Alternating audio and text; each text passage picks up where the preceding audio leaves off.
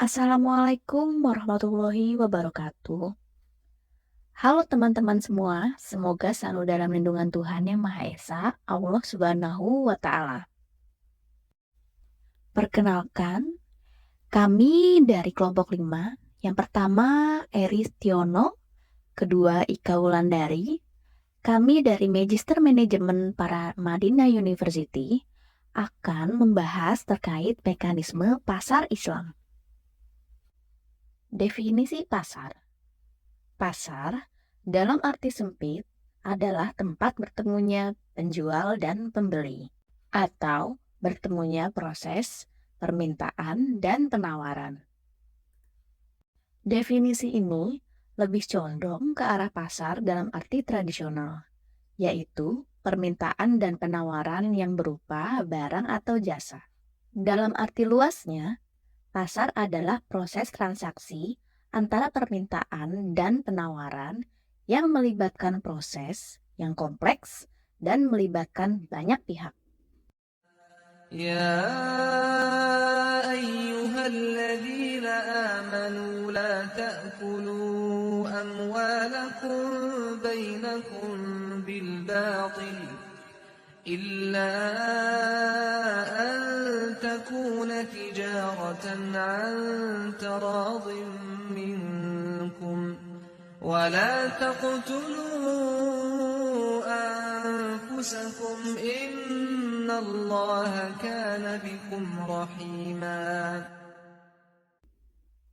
Sejarah pasar. Pasar telah berlangsung sejak awal peradaban manusia. Islam menempatkan pasar pada kedudukan yang penting dalam perekonomian.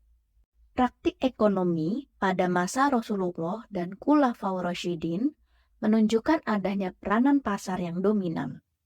Rasulullah sangat menghargai harga yang dibentuk pasar sebagai harga yang adil. Beliau menolak adanya suatu price intervention atau intervensi mekanisme pasar. Konsep-konsep yang diajukan oleh para pemikir Islam klasik tersebut tidak saja mampu menganalisis secara tajam dan tepat keadaan pada waktu itu, tetapi juga relevan dengan ekonomi modern. Mekanisme pasar Islam. Sistem ekonomi yang didasarkan pada prinsip-prinsip syariah Islam yang mengedepankan keadilan, keseimbangan, dan keberlanjutan. Dalam pasar Islam, transaksi harus dilakukan secara transparan dan adil, menghindari riba atau bunga, gharar atau ketidakpastian, dan maisir atau perjudian. Tujuan utamanya adalah untuk mencapai kesejahteraan bersama tanpa merugikan pihak manapun. Salah satu instrumen utama dalam mekanisme pasar Islam adalah mudorobah atau kemitraan bisnis, di mana satu pihak menyediakan modal dan pihak lainnya menyediakan keahlian untuk mengelola usahanya. Keuntungan dan kerugian itu dibagi sesuai dengan kesepakatan awal. Selain itu, ada juga musyarakah atau kerjasama yang mirip dengan mudorobah. Namun, semua pihak yang terlibat menyumbangkan modal dan keahliannya. Pasar dalam Islam juga menekankan pentingnya zakat, infak, dan sedekah sebagai alat redistribusi kekayaan untuk membantu golongan yang kurang mampu. Dengan demikian, mekanisme pasar Islam tidak hanya berfokus pada keuntungan materi, tetapi juga pada kesejahteraan sosial dan kebahagiaan spiritual. Mekanisme pasar sebagaimana dikonsepkan para pemikir Islam klasik. Yang pertama, permintaan. Permintaan merupakan salah satu elemen yang menggerakkan pasar. Istilah yang digunakan oleh Ibnu Taimiyah untuk menunjukkan permintaan ini adalah keinginan. Beberapa faktor permintaan. Pertama, harga barang yang bersangkutan. Kedua, pendapatan konsumen. Yang ketiga, harga barang lain yang terkait. Kemudian yang empat, selera konsumen. Kelima, ekspektasi atau pengharapan. Dan keenam, maslahah. Kedua, penawaran.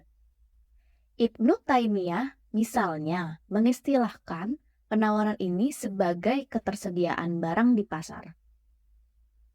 Dalam pandangannya, penawaran dapat berasal dari impor dan produksi lokal, sehingga kegiatan ini dilakukan oleh produsen ataupun penjual.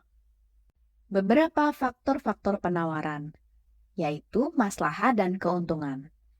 Faktor-faktor yang mempengaruhi keuntungan diantaranya adalah harga barang dan biaya produksi, atau yang dipengaruhi harga input produksi dan teknologi produksi. Keseimbangan pasar. Keseimbangan atau equilibrium menggambarkan suatu situasi saat semua kekuatan yang ada di dalam pasar, yaitu permintaan dan penawaran, yang berada dalam keadaan seimbang, sehingga setiap variabel yang terbentuk di pasar, harga dan kuantitas sudah tidak lagi berubah. Proses terjadinya keseimbangan dalam pasar dapat berawal dari mana saja, baik dari sisi permintaan maupun penawaran. Ciri-ciri pendekatan Islam dalam mekanisme pasar. 1. Penyelesaian permasalahan ekonomi yang asasi, konsumsi, produksi, serta distribusi yang dikenal sebagai tujuan mekanisme pasar. 2. Dengan berpedoman ajaran Islam, para konsumen diharapkan bertingkah laku sesuai dengan mekanisme pasar. Jika perlu, campur tangan negara sangat penting diberlakukan untuk normalisasi serta memperbaiki mekanisme pasar yang rusak, karena negara merupakan penjamin terwujudnya mekanisme pasar yang normal. Prinsip-prinsip pasar Islam. Satu set garis panduan dan etika yang mengatur semua aspek perdagangan dan perniagaan dalam masyarakat Islam. Prinsip utamanya yang menjadi asas kepada pasar Islam adalah keadilan, keseksamaan, dan kebajikan. Dalam konteks ini, semua transaksi mesti bebas daripada unsur riba atau faedah, gharar atau ketidakpastian, dan maisir atau perjudian. Selain itu, prinsip pasar Islam juga menekankan pentingnya kejujuran dan ketulusan antara peniaga dan pembeli. Penipuan, penyalahgunaan kekuasaan, dan manipulasi harga adalah dilarang keras dalam pasar Islam. Penekanan juga diberikan kepada tanggung jawab sosial korporat, di mana perniagaan perlu memastikan bahwa aktiviti mereka tidak merusakkan masyarakat atau alam sekitar. Arido. Arido yaitu segala transaksi yang dilakukan haruslah atas dasar kerelaan antara masing-masing pihak. Berdasarkan persaingan sehat, mekanisme pasar akan terhambat jika terjadi penimbunan atau ihtikar atau yang dinamakan monopoli. Monopoli ini dapat diartikan bahwa setiap barang yang penahanannya akan membahayakan konsumen atau orang banyak. Kejujuran atau honesty merupakan pilar yang sangat penting dalam Islam, sebab kejujuran adalah nama lain dari kebenaran itu sendiri. Islam melarang dengan tegas melakukan kebohongan atau penipuan dalam bentuk apapun. Sebab nilai kebenaran ini akan berdampak langsung kepada para pihak yang melakukan transaksi dalam perdagangan dan masyarakat secara luas. Keterbukaan atau transparansi, serta keadilan atau justice. Transaksi yang dilakukan dituntut untuk berlaku benar dalam pengungkapan kehendak dan keadaan yang sesungguhnya. Kemaslahatan bagi masyarakat berdasarkan mekanisme pasar dalam Islam. Berdasarkan Ali tahun 2008. Yang pertama, keadilan, yang berisi transparansi dan kejujuran, transaksi yang fair, persaingan yang sehat, dan saling menguntungkan. Kemudian, menghindari aktivitas yang terlarang, yaitu larangan barang, produk jasa, dan proses yang merugikan dan berbahaya. Tidak menggunakan SDM atau barang yang ilegal dan secara tidak adil. Menimbulkan kemanfaatan yang produktif dan tidak spekulatif, serta menghindari barang atau penggunaan SDM yang tidak efisien. Akses seluas-luasnya bagi masyarakat untuk memperoleh barang, produk, atau SDM-nya. Peran zakat dalam pasar Islam. Zakat, sebagai salah satu rukun Islam, juga memainkan peran penting dalam memastikan kekayaan dan keuntungan yang diperoleh daripada perdagangan dikongsi dengan golongan yang kurang bernasib baik. Dengan mematuhi prinsip-prinsip ini, pasar Islam bertujuan untuk mewujudkan suasana perniagaan yang adil, beretika, dan bermanfaat bagi semua pihak yang terlibat.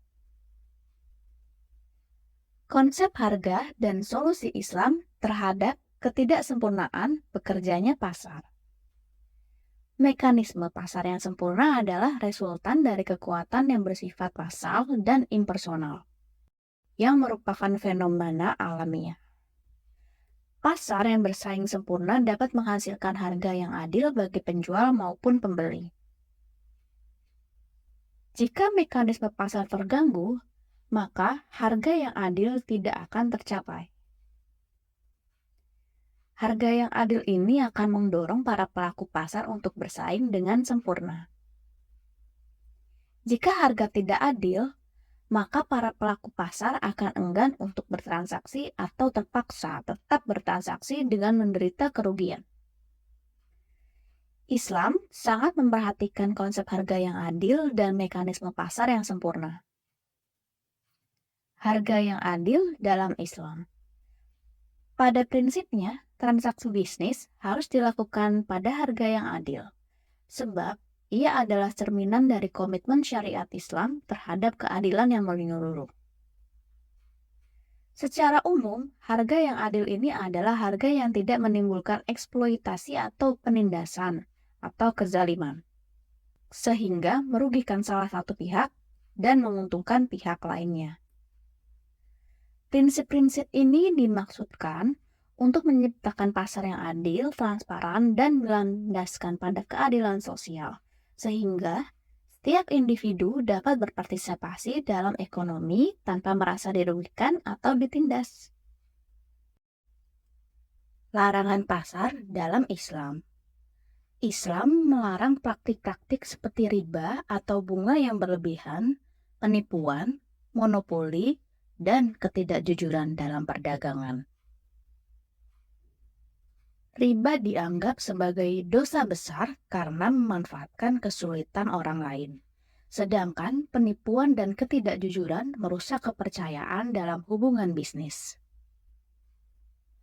Monopoli, di sisi lain, dilarang karena dapat menyebabkan ketidakadilan ekonomi dan merugikan kesejahteraan masyarakat umum.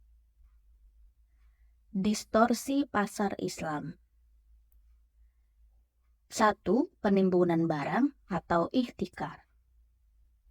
Pedagang dilarang melakukan ihtikar, yaitu melakukan penimbunan barang dengan tujuan spekulasi, sehingga ia bisa mendapatkan keuntungan yang besar di atas keuntungan normal. Atau dia juga menjual hanya sedikit barang untuk mendapatkan harga yang lebih tinggi, sehingga mendapatkan keuntungan di atas keuntungan normal. Larangan ihtikar ini terdapat dalam sabda Nabi Shallallahu Alaihi Wasallam Al-Mubarakafuri dari Ma'mar bin Abdullah bin Fadlah. Katanya, aku mendengar Rasulullah Shallallahu Alaihi Wasallam bersabda, tidak melakukan ihtikar kecuali orang yang bersalah atau berdosa. Hadis riwayat Tirmizi. 3 unsur ihtikar. Mengupayakan adanya kelangkaan barang, baik dengan cara menimbun stok atau mengenakan entry barrier. menjual dengan harga yang lebih tinggi dibandingkan dengan harga sebelum munculnya kelangkaan. Mengambil keuntungan yang lebih tinggi dibandingkan keuntungan sebelum komponen 1 dan 2 tadi dilakukan. Islam mengharamkan seseorang menimbun harta. Islam juga mengecam mereka yang menimbunnya dengan siksa yang sangat pedih kelak di hari kiamat.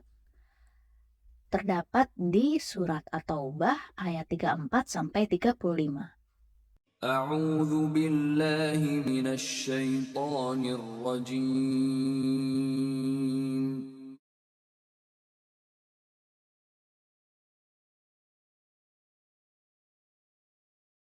يا أيها الذين آمنوا إن كثيرا من الأحبار والرهبان ليأكلون أموال الناس بالباطل ويصدون عن سبيل الله والذين يكنزون الذهب والفضة ولا ينفقونها في سبيل الله فبشرهم بعذاب أليم يوم يحمى عليها في نار جهنم فتكوى بها جباههم وجنوبهم وظهورهم هذا ما كنزتم لأنفسكم فذوقوا ما كنتم تكنزون.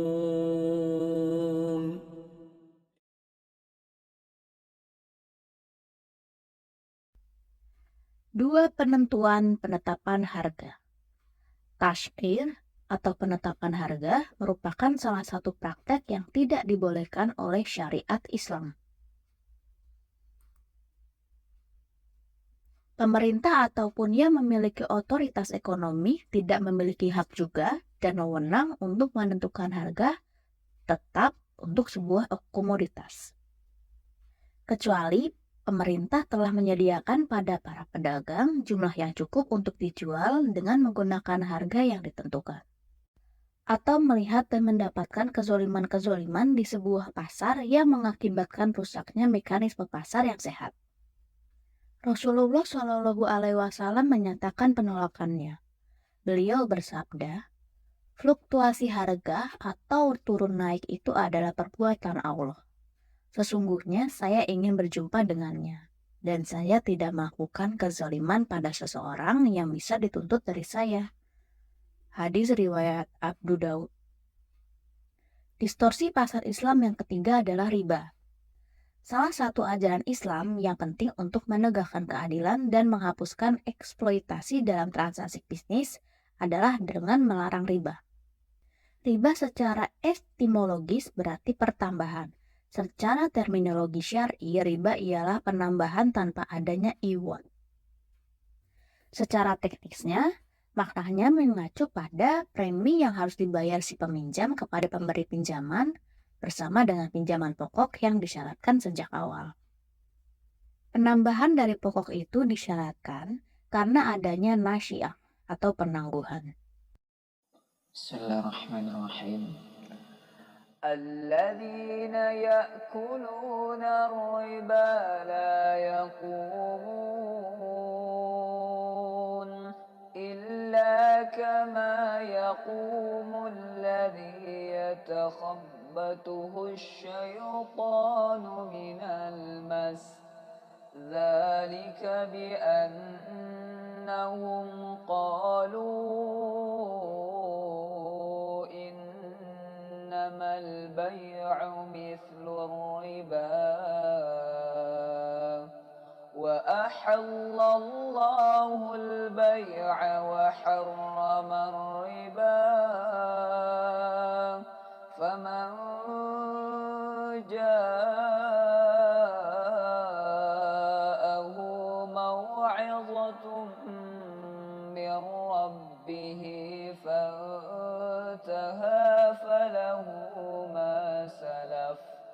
وأمره إلى الله ومن عاد فأولئك أصحاب النار هم فيها خالدون يمحق الله الربا ويربي الصدقات والله لا يحب كل كفار أثيم إن الذين آمنوا وعملوا الصالحات وأقاموا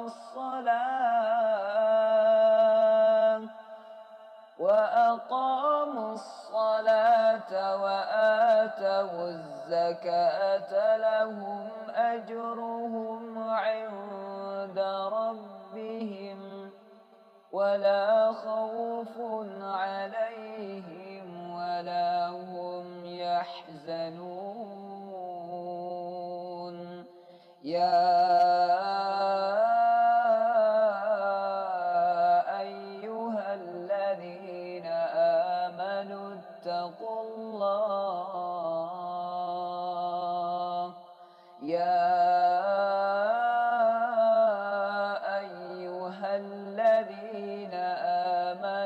اتقوا الله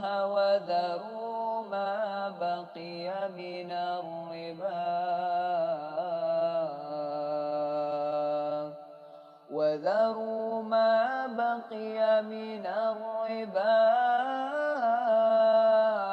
إن كنتم مؤمنين فإن لم تفعلوا فأذنوا بحرب من الله ورسوله وإن تبتم فلكم رؤوس أموالكم لا تظلمون ولا تظلمون وإن كان ذو عسرة فنظرة إلى ميسرة وأن تصدقوا خير لكم إن كنتم تعلمون واتقوا يوما ترجعون فيه إلى الله ثم توفى كل نفس ما كسبت وهم لا يظلمون.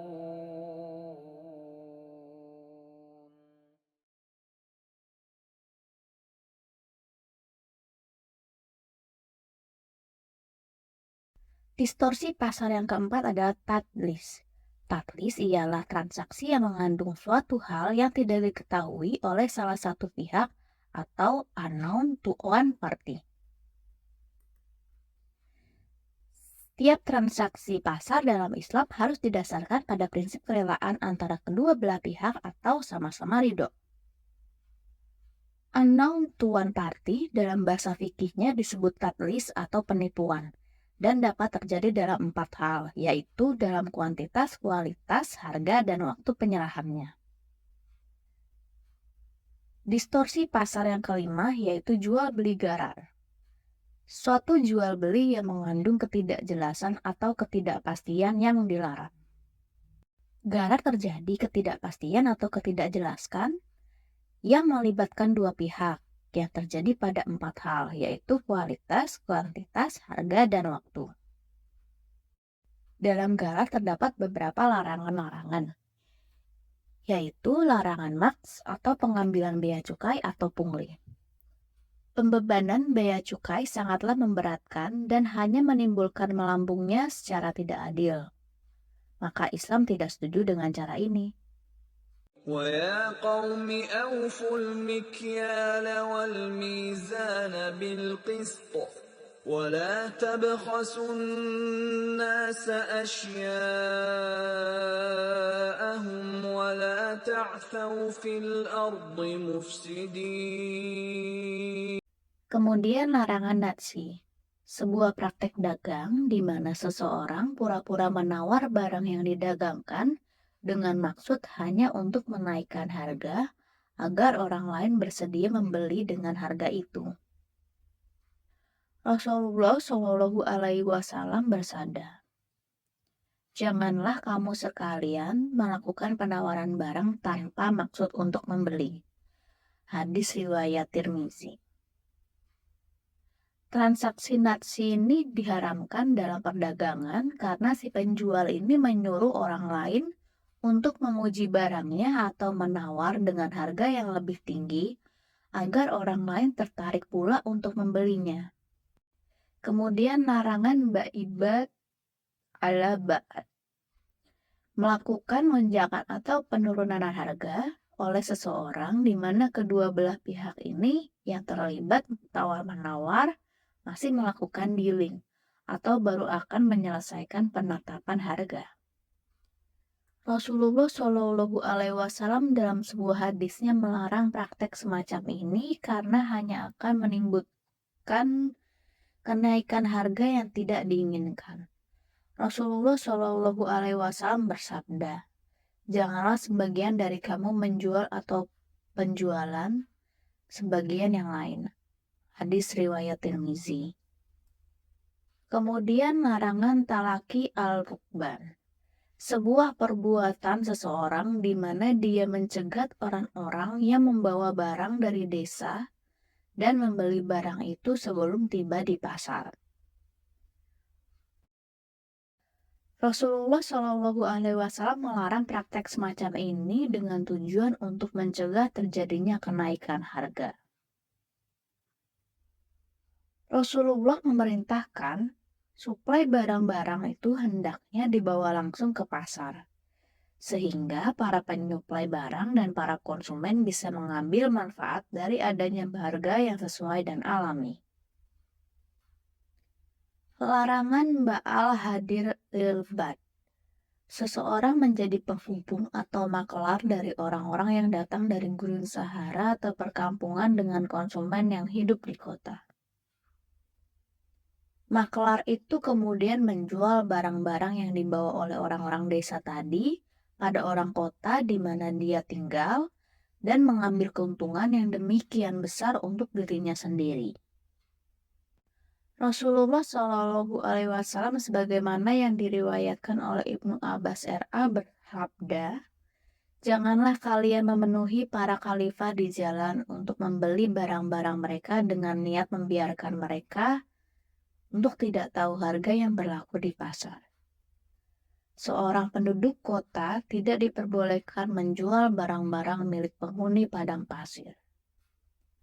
Dikatakan kepada Ibnu Abbas, "Apa yang dimaksud menjual barang-barang seorang penghuni padang pasir oleh seorang penduduk kota?" Ia menjawab, "Tidak menjadi makelar mereka." Hadis riwayat Muslim. Kesimpulan dalam mekanisme pasar Islam adalah Islam memandang ekonomi bahwa pasar, negara, dan individu berada dalam keseimbangan atau iktisad. Tidak boleh ada subordinat, sehingga salah satu menjadi dominan dari yang lain. Pasar dijamin kebebasannya dalam Islam. Pasar bebas menentukan cara-cara produksi dan harga. Tidak boleh ada gangguan yang mengakibatkan rusaknya keseimbangan pasar. Dalam ekonomi Islam, harga ditentukan oleh kekuatan supply and demand. Jika terjadi distorsi pasar, maka pemerintah boleh intervensi pasar. Namun, dalam Islam, menantang adanya intervensi pemerintah dengan peraturan yang berlebihan saat kekuatan pasar secara bebas bekerja untuk menentukan harga yang kompetitif. Terima kasih teman-teman yang sudah menonton. Wassalamualaikum warahmatullahi wabarakatuh.